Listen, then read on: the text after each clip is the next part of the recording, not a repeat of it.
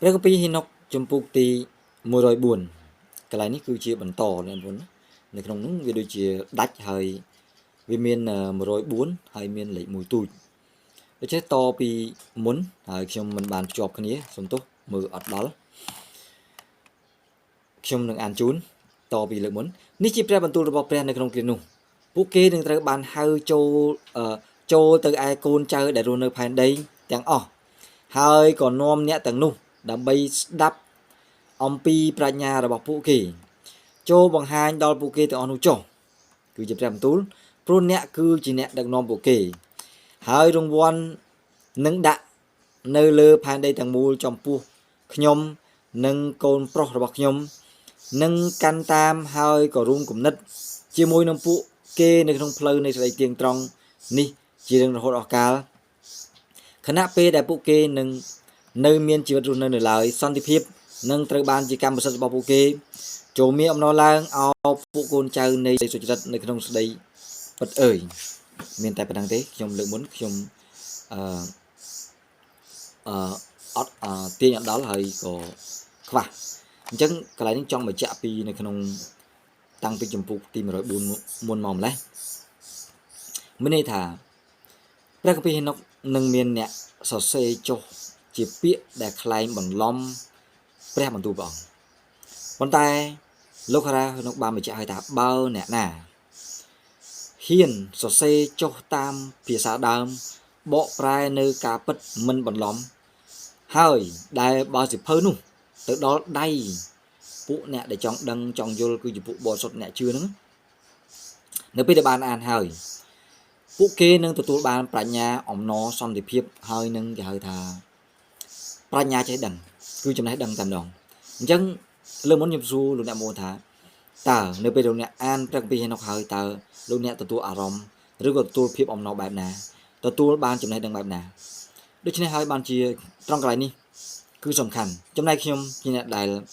បកប្រែព្រះគម្ពីរនេះខ្ញុំសូមនិយាយតាមត្រង់គឺភាសាអង់គ្លេសរបស់ខ្ញុំគឺមានកម្រិតមិនជាអ្នកដែលចេះអក្សរសាស្ត្រភាសាអង់គ្លេសទេប៉ុន្តែដោយហេតុថាខ្ញុំបកប្រែគឺដោយសារតែមានការហៅពីព្រះអង្គណាបងណាសូមកុំឲ្យដូចមនុស្សមួយចំនួនគាត់បានប្រមាណការទៀនដល់ខ្ញុំដោយសារតែតាក់ទងទៅនឹងចំណេះដឹងប៉ុន្តែខ្ញុំសូមបញ្ជាក់ប្រាប់ម្ដងទៀតបើមិនមានការត្រាស់ហៅពីព្រះអង្គទេគឺខ្ញុំមិនធ្វើទេខ្ញុំនឹកចាំនៅថ្ងៃនោះគឺខ្ញុំចិត្តស្លាប់នៅពេលនោះខ្ញុំក៏ទលន់ទួបាបជាមួយនឹងព្រះអង្គនៅទីស្ងាត់អាប់កំបាំងក្នុងបន្ទប់ហើយពីព្រោះខ្ញុំចេះតែមិនចង់បំរើព្រះអង្គដោយព្រោះខ្ញុំស្ថានភាពរបស់ខ្ញុំតល់ក្រស្ថានភាពគ្រួសារខ្ញុំលំបាកហើយខ្ញុំមានកូនចៅច្រើនដូច្នេះហើយខ្ញុំក៏សម្រេចចិត្តថាខ្ញុំនឹងធ្វើការជា developer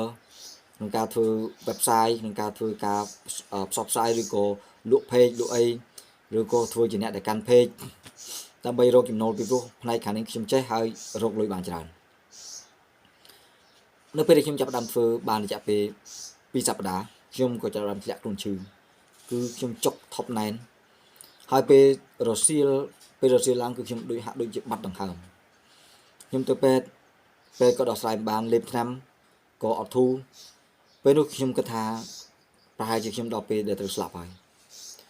ហើយខ្ញុំអង្គុយពិចារណាឡើងខ្ញុំគិតថាអាយុខ្ញុំនៅក្មេងដែរខ្ញុំមិនគួរបើសិនខ្ញុំស្លាប់ទៅពេលហ្នឹងគឺខ្ញុំសំបីតែមើលថែកូនក៏មិនអាចមើលបានឬក៏គេហៅថាអាចជានៅដែលជាបង្គោលសម្រាប់តម្រង់កូនចៅជាងទៅខ្ញុំពិចារណាឡើងខ្ញុំក៏ពិបាកចិត្តកាន់តែធ្ងន់ឡើងហើយក៏ឈានដល់ចំណុចមួយហៅថាខ្ញុំអស់សង្ឃឹមពេលហ្នឹងខ្ញុំក៏ហៅភរិយារបស់ខ្ញុំឲ្យផ្ដែផ្ដាំទៅកាន់គាត់ហើយខ្ញុំអស់សង្ឃឹមមែនទែនព្រោះមើលទៅខ្ញុំមិនអាចឆ្លងផុតប៉ុន្តែស្រាប់តែនៅពេលយប់ខ្ញុំមិនអស់ចិត្តស្រាប់តែខ្ញុំទៅអធិដ្ឋានទៅលុតជង្គង់ហើយនៅពេលនោះការរំជួលចិត្តហើយទឹកភ្នែករបស់ខ្ញុំបានស្រក់ចេញមកដោយសេចក្តីស្មោះត្រង់ដូចអ្នកដឹងថាពេលដែលយើងលន់តួហើយមានសេចក្តីស្មោះត្រង់គឺមានទឹកភ្នែកស្មោះត្រង់ធ្លាក់ចេញមក ពេលនោះហើយយើងខ្ញុំបានសារភាពហើយក៏ព្រមគេថាព្រមបម្រើព្រះអង្គវិញពេលនោះខ្ញុំឃើញថាអ្វីស្ថានភាពរបស់ខ្ញុំដែលកំពុងតែពិបាកកំពុងតែថប់ណែនវាបាត់អស់លីងវាជ្រុះដូចជាច្រវាក់ដែលជ្រុះបាត់ហើយខ្ញុំចាប់ផ្ដើមមានអំណរមានសន្តិភាពចូលមកក្នុងទ្រូងខ្ញុំបេះដូងខ្ញុំវិញពេលខ្ញុំដឹងថា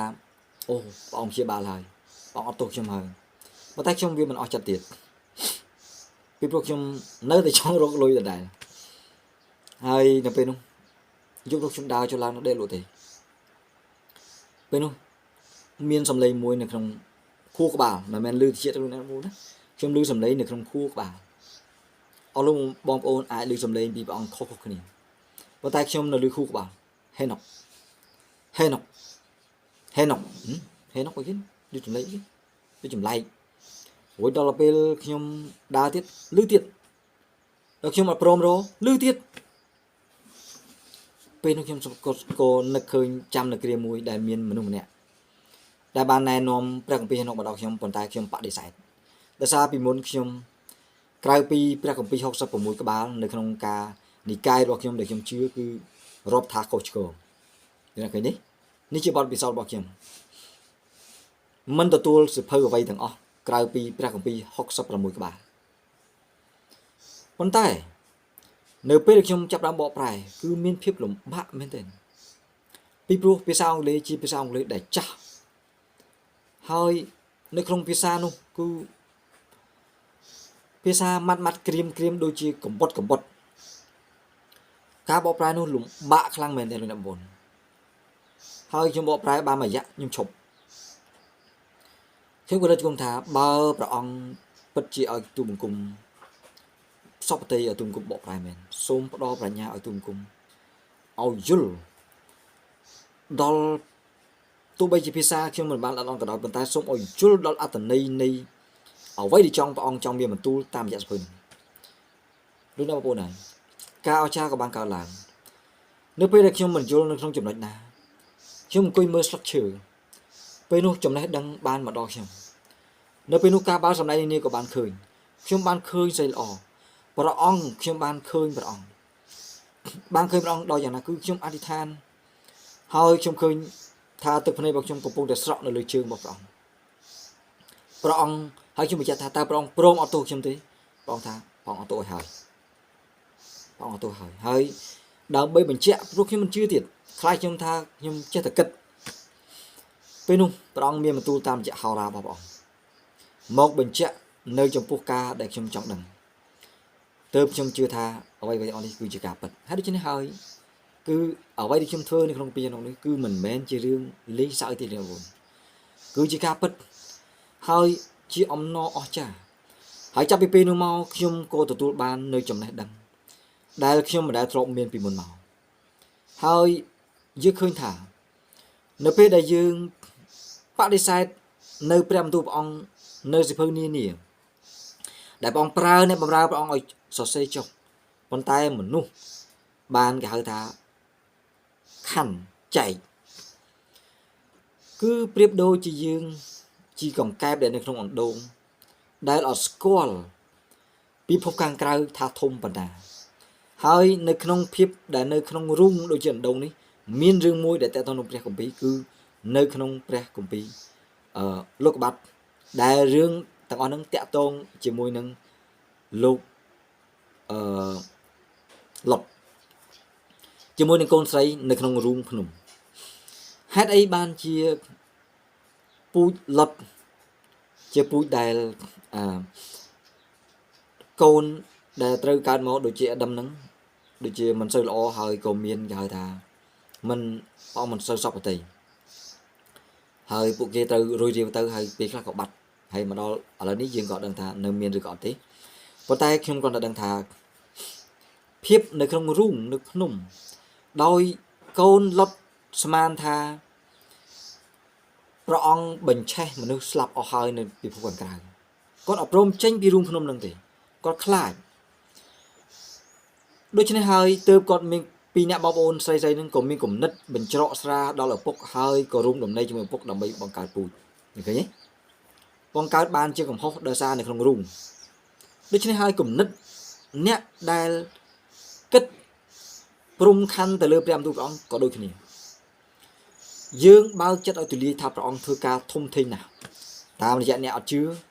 តាមរយៈផ្សេងតាមរយៈនិមិត្តច្រើនมันអាចវាស់ថ្លឹងថ្លែងมันអាចយកអ្វីមកប្រៀបផ្ទឹមជាមួយនឹងការដែលព្រះអង្គធ្វើបានទេ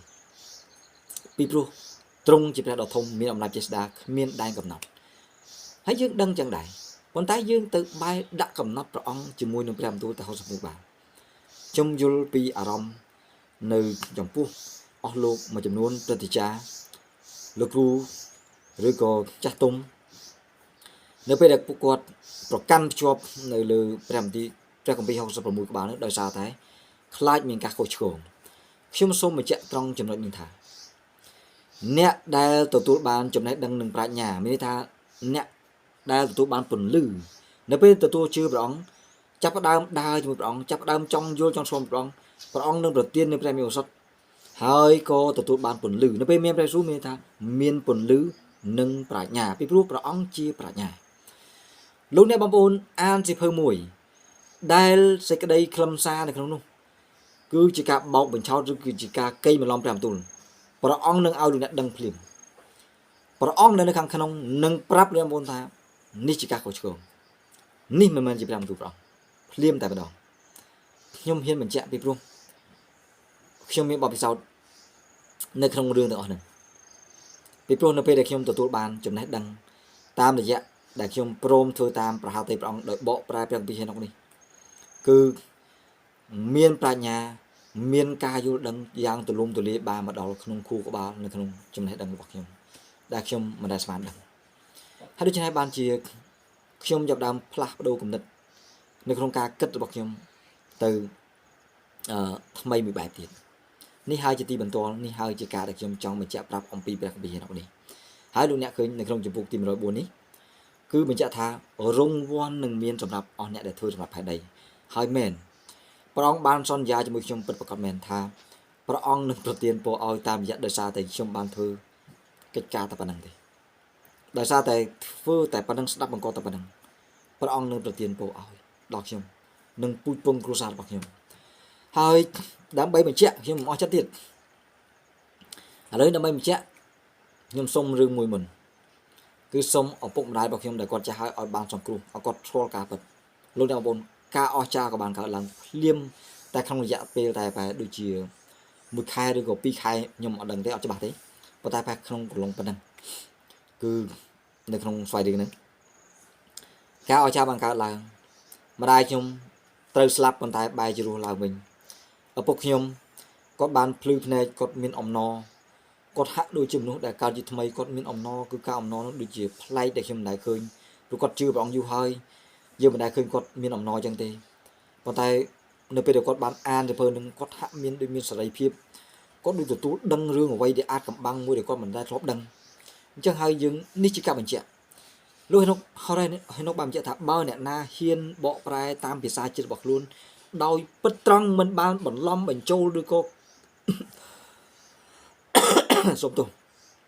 បំបត្តិលក្ខណៈដើមអ្នកដែលទទួលនឹងគឺមានអំណរប្រាជ្ញាហើយនឹងការចេះដឹងហើយខ្ញុំឃើញមែននៅពេលឃើញថាព្រះអង្គឆ្លើយតបការអធិដ្ឋានមែននេះព្រះអង្គសន្យាអត់ខុសខ្ញុំទេគឺព្រះអង្គសន្យាថាប្រទានពរហើយអ្វីដែលខ្ញុំសុំគឺព្រះអង្គឲ្យគឺព្រះអង្គប្រទានមកឲ្យគឺឪពុកខ្ញុំនៅគាត់យកព្រះគម្ពីរមកអានព្រះគម្ពីរហេណុកមកអានហើយអានទៀតគាត់ចាប់ដើមផ្លាស់ប្ដូរយើងអត់បានសុំគាត់ទេព្រោះគាត់ជាអ្នកដែលផឹកយូរយារមកហើយ